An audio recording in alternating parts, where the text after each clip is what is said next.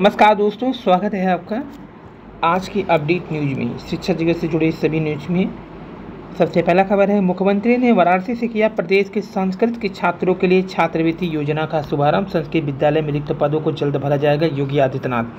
69,195 संस्कृत विद्यार्थियों को छात्रवृत्ति वितरण कार्यक्रम शुरू हुआ है। 12 संस्कृत छात्र छात्राओं को मुख्यमंत्री के हाथों से मिला है छात्रवृत्ति, खिल गए चेहरे। 5,86,00,000 रुपये का छात्रवृत्ति वितरण से राज्य के विद्यार्थी होंगे लाभान्वित। सीएम मंगलवार को मेरठ में पीएम वर्चुअली जुड़ेंगे। तो आपको अब बता दें कि मुख्यमंत्री योगी आदित्यनाथ ने रविवार को घोषणा की संस्कृत विश्वविद्यालय और विद्यालय में शिक्षक के जो रिक्त पद को भरा जाएगा। उन्होंने यह भी कहा जिन स्थानों पर अब तक शिक्षक नहीं है वहाँ मानदेय के आधार पर शिक्षक की नियुक्ति होगी। मुख्यमंत्री शिक्षक लेने के बाद अभिवादन करते हुए बच्चे योगी जी ने योजना का महत्व बताते हुए पहले संस्कृत के 300 छात्रों को ही छात्रवृत्ति मिलती थी, उसमें भी आयु सीमा तय थी। अब हमारी सरकार ने इसे सभी छात्रों तक पहुँचाने का संकल्प लिया। राज्य सरकार बच्चों में संस्कृत के विशिष्ट शोध को भी प्रोत्साहित कर रही है। फिर से शुरू होगा गुरुकुल पद्धति के विद्यालय। योगी आदित्यनाथ जी ने कहा है सैन्य वाहन का रंग बदल चकमा देगा। और शिक्षा खर्च के मामले में भी स्तर पर खरा उतरा भारत। 4.1 से 4.6% GDP का खर्च किया भारत ने शिक्षा पे। यूनेस्को ने सराहते हुए कहा कि समूचे एशिया में भारत द्वारा शिक्षा पर किया जा रहा खर्च जापान और चीन से ज़्यादा। शिक्षा खर्च के मामले में विश्व स्तर पर खरा उतरा भारत। अब जिम न डाइटिंग कपड़े पहनने से घटेगा वजन। माध्यमिक विद्यालय को संभालेंगे शिक्षा विभाग के अधिकारी। भय ऑनलाइन ठगों का सबसे बड़ा हथियार, सतर्कता ही है बचाव। भारतीय साइबर सुरक्षा एजेंसी ने बताया ठगों से बचने की सुरक्षा। कोरोना से संक्रमित रहे मरीजों का उपचार बना चुनौती। दिव्यांगों के लिए 4 इंटर कॉलेज खुलेंगे। रामनगरी अयोध्या में दीपोत्सव पर यूपी बनाएगा खास रिकॉर्ड। सरकार में बैठे नेताओं से मिलने का मतलब कोई डेट नहीं। सीजीआई चीफ जस्टिस बोले केवल लेटर पर निर्भर रहे तो काम नहीं होगा। मुंबई के कार्यक्रम में पहुंचे chief justice of India. Trump Harris के बीच कांटे की टक्कर।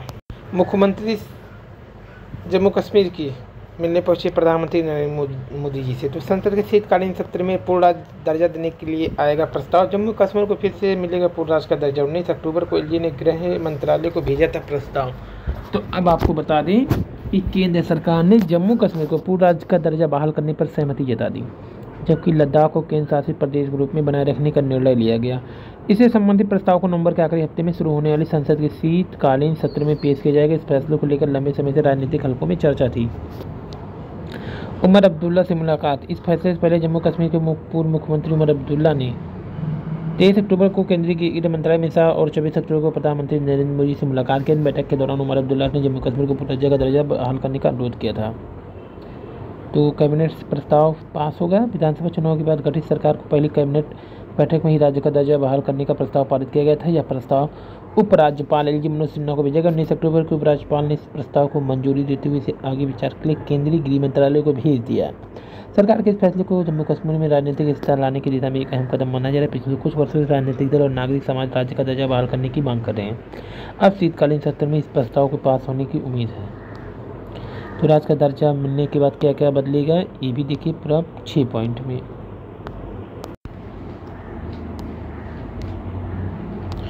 पृथ्वी जैसे दलों को आश्रय देगा रेलवे। अफ्रीका का समर्थन जारी रखेगा भारत, सीतारमण ने कहा। नियुक्ति पत्र लेने के बाद भी ज्वाइनिंग नहीं कर रहे हैं 30 जेई। पढ़ाई संग कमाई भी कर सकेंगे छात्र। योजना के तहत इंटर्नशिप रिसर्च असिस्टेंटशिप से पैसा कमाने को मिलेगा मौका।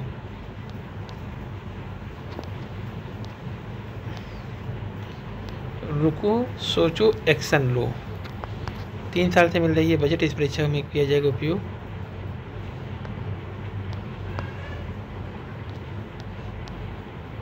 AI तकनीकी का परीक्षाओं को पटरी पर लाने के लिए रोज का लक्ष्य निर्धारित। लंबित मुकदमों को निस्तारा। पुरानी भर्ती मुलझा शिक्षा सेवा चयन आयोग। उत्तर प्रदेश शिक्षा सेवा चयन आयोग के गठन के साथ ही आयोग को कई लंबित परीक्षाओं और भर्तियों का जो मुकदमा की जिम्मेदारी मिली है, काम की अधिकता के कारण आयोग नई भर्ती पर कोई निर्णय नहीं ले पा रहा है। ऐसे में लंबित भर्तियों और मुकदमों को निपटाने के साथ नई भर्ती प्रक्रिया शुरू करने के लिए आयोग के अध्यक्ष प्रोफेसर कृषि पांडे ने अफसर के लिए प्रतिदिन का लक्ष्य निर्धारित कर दिया। आयोग ने हाल में ही शासकीय कॉलेज में असिस्टेंट प्रोफेसर रसायन विज्ञान के 13 पदों का लंबित चयन परिणाम घोषित किए। इसके साथ ही आयोग पर टीजीटी जीव विज्ञान के 35 पदों पर लंबित इंटरव्यू कराने और चयन परिणाम जारी करने का दबाव बढ़ गया। आयोग के गठन से पहले 2 बड़ी भर्तियां होनी थी, लेकिन बाद में दोनों भर्तियां भी आयोग के जिम्मे कर दी गई। इनमें से शासकीय महाविद्यालय में 117 और 4,163 पर TGT PGT की थी। इन लंबित भर्तियों को पूरा कराने के लिए आयोग को लंबित मुकदमों का भी निस्तारण करना होगा, क्योंकि शिक्षा सेवाचयन आयोग में उच्चतर शिक्षा सेवाचयन आयोग, माध्यमिक शिक्षा सेवाचयन आयोग को विलय होने के बाद उनके मुकदमे भी आयोग के हस्तांतरित कर दिए गए। आयोग में अब तक विधि अधिकारी की नियुक्ति नहीं हुई है, सो मुकदमों का निस्तारण की जिम्मेदारी दूसरे कर्मचारी और अफसर पे। आयोग ने स्थायी और उप सचिव के 4 पद हैं, इसमें से 1 पर कार्यवाहक उप सचिव तैनात है, जबकि 3 रिक्त हैं। इसके साथ ही IT विभाग में डाटा एनालिस्ट का पद भी रिक्त है।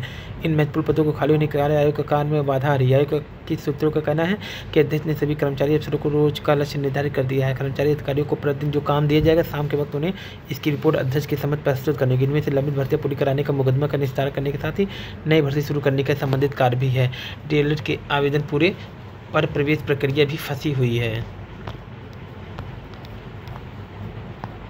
बात करें उत्तर प्रदेश बेसिक एजुकेशन यानी UPBEB ने जूनियर हाई स्कूल के शिक्षक भर्ती के लिए साल 2021 को अधिसूचना जारी की थी। इस भर्ती के लिए प्रधानाचार्य और सहायक अध्यापक के पदों पर कुल 1894 पदों पर भर्ती की जानी थी। परीक्षा 17 अक्टूबर 2021 को आयोजित की गई थी। परीक्षा में सफल होने वाले कुल 43,610 अभ्यर्थी मेरिट तय न होने की वजह से अटके हैं। कुछ अभ्यर्थियों ने कम अंक को लेकर हाईकोर्ट में याचिका की थी। शिकायत से मिलने पर 6 सितंबर 2022 को संशोधित परिणाम जारी किया गया था। इस भर्ती में सहायक अध्यापक पद के लिए न्यूनतम योग्यता स्नातक, जबकि प्रधानाचार्य के लिए न्यूनतम योग्यता 5 साल का शिक्षा अनुभव था। अब साल 2023 में जूनियर शिक्षक के लिए भर्ती की सूचना जल्दी जारी की जाएगी।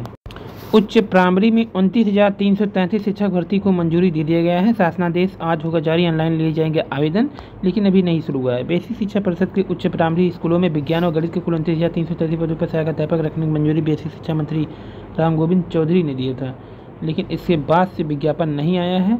आपको बता दें कि तब से अभ्यर्थी यही कह रहे हैं कि अब जो 1981 में संशोधन किया गया था, जिसमें 50% क्या हो जाए यहाँ पे कि सीधी भर्ती यानी प्रमोशन से, और 50% यहाँ पे भर्ती से करी जाए।